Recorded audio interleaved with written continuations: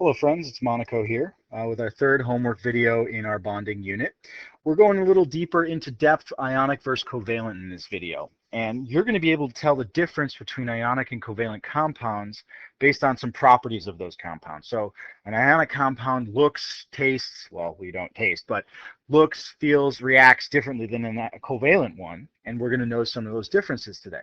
We're also going to look at a mathematical and a shortcut trump card way to tell if a compound is covalent or ionic based on the elements involved. Okay, so let's get into our lead in here. It's the same as it was in the first couple videos. We're comparing and contrasting, look at ionic versus covalent. So atoms that are sharing electrons make covalent molecules in a covalent bond. It's on the left-hand side here. And atoms that transfer electrons create positive and negative ions that get stuck together in a very strong ionic bond. Okay. So into our notes, I found this website, visionlearning.com. Our notes reference it. It's a great place to go and learn a little bit for yourself. So I want you to, as your Easter egg, teach me something about chemical bonding from visionlearning.com. Okay. So I wanted to scroll down and show you the animations of ions forming in the reaction of sodium with chlorine. So sodium's a metal. You saw it in your last lab. And chlorine's a gas. They used it in World War I as a biological chemical warfare agent. It was very, very nasty because it reacts very quickly with water. But sodium and chlorine react together. When you drop them in together, they burst into flame.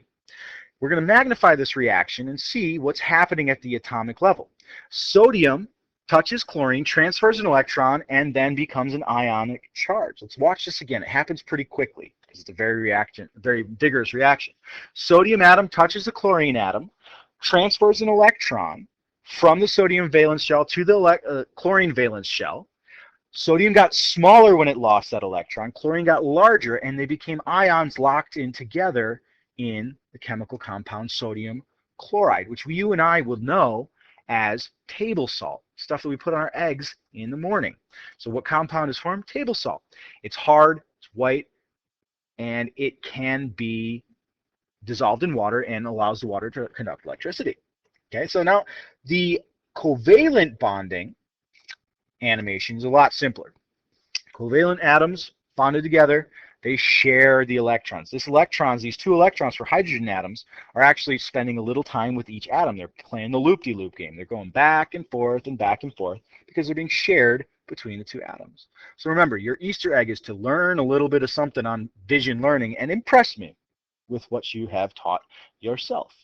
So back into our notes here, let's compare and contrast. Ionic have electrons that are transferred and covalent have electrons that are shared. Okay, it's easy to show the transferring of electrons because you circle it and you draw where it goes. Now the sharing of electrons is a little tougher, and we're going to do this later on. We're going to show how that happens. For right now, you're going to show how those two electrons kind of just go in together to fill up the outer shell. Comparing and contrasting those physical properties, ionic compounds tend to have very high melting points, while covalent compounds have very low melting points. And beware, MPBP, that's the abbreviation we use in chemistry for melting point and boiling point. Now, ionic compounds are called electrolytes. It's another word for an ionic compound.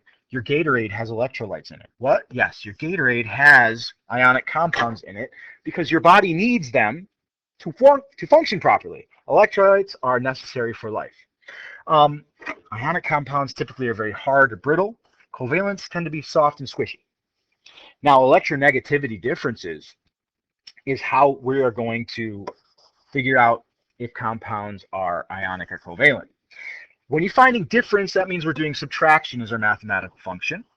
And the way that we're going to do it is we're going to use table S to find the electronegativity value, and then subtraction to see what the difference is. And the difference will apply to tell us if it's ionic or covalent. So simply put, for chlorine, 3.2 in this particular example, minus 0.9, there's our difference. We get a 2.3, which turns out to be an ionic compound. The other side of the story, notice how we have two hydrogens. We're just seeing the difference between the different elements. So we're doing a 3.5 here minus a 2.1. If you did 2.1 minus 2.1, that's not the difference between two different elements. It's the difference between two equal hydrogens, and that's not how we do it. So we find that here we've got our 1.4, which is our difference. I'm going to teach you a trump card and that method in more detail in about 2 seconds. Well, 2 slides. So first things first. The greater the electronegativity difference, the more ionic character that compound has. The lower or closer the electronegativity difference is to 0, the greater the covalent character. Now this next scale that I'm about to show you is very important. I need you to amend it. You need to change it to be difference in electronegativity scale, because this is what we're going to use in all of our practice. Now what I want you to do is I want you to say this. I want you to divide this scale at the number 1.4. It's a special number. If the difference is less than 1.4, meaning X, the difference is less than 1.4, you have yourselves an covalent compound. If X, the difference, is larger than 1.4, you've got yourself an ionic compound. Okay? That's what the electronegativity difference being greater or smaller is. I just put a number on it. You got to know that number. 1.4 is the cutoff. Okay? So make sure you got that amended in your notes here. We can classify a compound as ionic or covalent in 2 ways. I personally like to use the trump card, because a metal and a nonmetal is always going to be an ionic compound. And 2 nonmetals is always going to be a covalent compound. I remember this because carbon and oxygen, CO, are, well, nonmetals. So covalent and compound has 2 COs, carbon, oxygen. Oh, there's 2 nonmetals. Got it. That's how I remember it.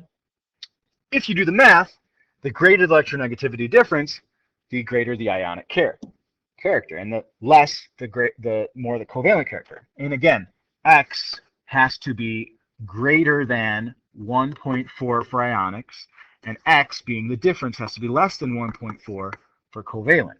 Okay, so I'm going to do a couple examples for you using my reference table S, and to see how this is done. And I'm also going to use both methods. Okay, so I'm going to check my work by doing the math. It's a good way to do it. Now, if I look at my compound here, H and O, hydrogen and oxygen, those are the elements I'm comparing. Well, I know hydrogen's a nonmetal, and I know oxygen's a nonmetal. So nonmetal plus a nonmetal is definitely going to be covalent. So I know the answer, but I want to check myself before I wreck myself. Hydrogen has an electronegativity of 2.2, and oxygen has electronegativity of 3.4. So what I do, I find the difference by doing 3.4 minus 2.2, and that equals 1.2. Well, 1.2 is less than 1.4. Therefore, this triangle dots means therefore covalent. Okay. Now we go to the next one, calcium and oxygen. I'll apply the trump card first, and then I'll check myself with my math. Calcium is a metal, and oxygen is a nonmetal. So I know automatically that I'm headed for an ionic compound. But I want to check myself before I wreck myself, and I better do the math. Calcium has an electronegativity of, let's see, where is it on my periodic? There it is, 1.0. And oxygen has an electronegativity of 3.4. We want to do the difference, so we always put the bigger number first so we don't get negative signs. So 3.4 minus 1.0, well, that's 2.4. Now 2.4 is greater than 1.4. Therefore, triple dots, we've got ourselves an ionic compound. In order to get full credit for this homework, you have to finish the rest of the examples following the exact same thing that I just did. Apply the trump card, and then check your work using the electronegativity difference and the scale that we've amended down 2 pages before. Okay, so let's make sure you do all those to get your full homework credit. And for our recap, you need to know how to identify some simple physical properties like hardness, solubility, melting point electrolytes, how those are different between the ionics and the covalents. Then classify a compound as ionic or covalent using that electronegativity difference. So ionic, the large difference is greater than 1.4, and covalent, the small difference, is less than 1.4. If it is equal, if the difference is equal to 1.4, you have to go back and apply the trump card, metal plus a nonmetal or nonmetal plus a nonmetal, in order to see if it's ionic or covalent in nature. So thanks for watching. Have a good day.